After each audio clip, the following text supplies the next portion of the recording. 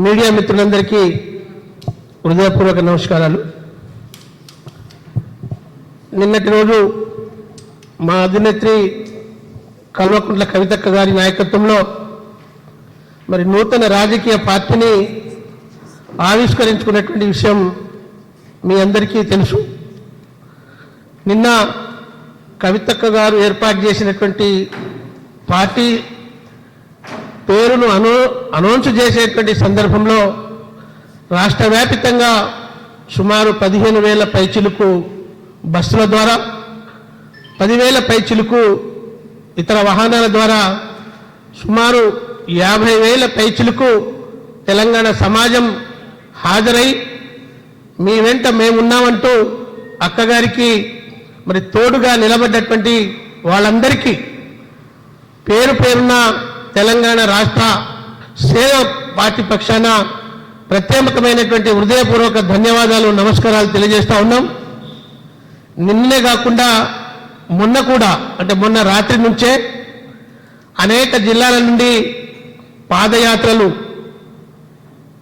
అలాగే ఎడ్ల బండ్ల యాత్రలు, అదేవిధంగా ట్రాక్టర్ ర్యాలీలు, రకరకాల వినూత్నమైనటువంటి ప్రదర్శనలతో పాటు ముందు రోజే వందలాది మంది, వేలాది మంది అనేక జిల్లాల నుంచి వచ్చి నిన్న ఆ పార్టీ కార్యక్రమంలో పాల్గొని అక్కగారి తోడుగా నిలబడ్డటువంటి వారందరికీ కూడా పేరు పేరున మరోసారి హృదయపూర్వక ధన్యవాదాలు తెలియజేస్తా ఉన్నాను.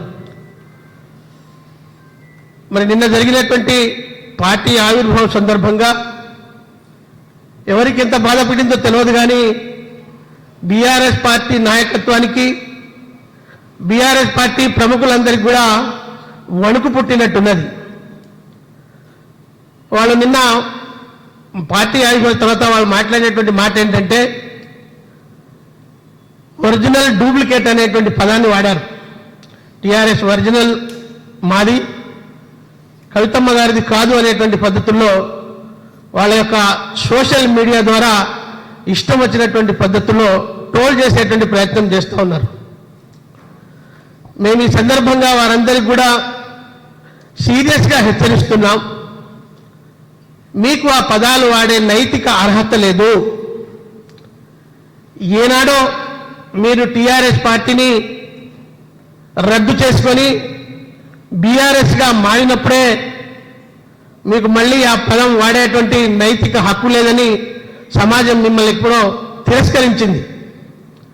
కానీ వాళ్ళ కవితమ్మ గారికి వస్తున్నటువంటి ఆదరణ, ప్రజా మద్దతును ఓర్వలేకనే మీరేదో మళ్ళీ ఒరిజినల్ డూప్లికేట్ అనేటువంటి పదాలను వాడుతూ ఉన్నారు. నిజం చెప్పాలంటే తెలంగాణ హక్కుదారులు, అదేవిధంగా తెలంగాణ అస్తిత్వాన్ని రక్షించేటువంటి బాధ్యత పూర్తిగా కవితమ్మ గారి మీదనే ఉంది. యావత్ తెలంగాణ సమాజం ఇవాళ కవితక్క వెంబడి నడుస్తూ ఉంది. కానీ మీరు సోషల్ మీడియా ప్రత్యేకమైనటువంటి టీం ఏర్పాటు చేసుకొని ఆ టీం ద్వారా మరి కవితమ్మ గారి మీద నోటికి వచ్చినటువంటి పద్ధతుల్లో మరి ఈ విధంగా దుష్ప్రచారం చేస్తే తెలంగాణ సమాజం చూస్తూ ఊరుకోదు. మీకు తగినటువంటి గుణపాఠం చెప్పాల్సి వస్తుందని ఈ సందర్భంగా మేము హెచ్చరిస్తా ఉన్నాం.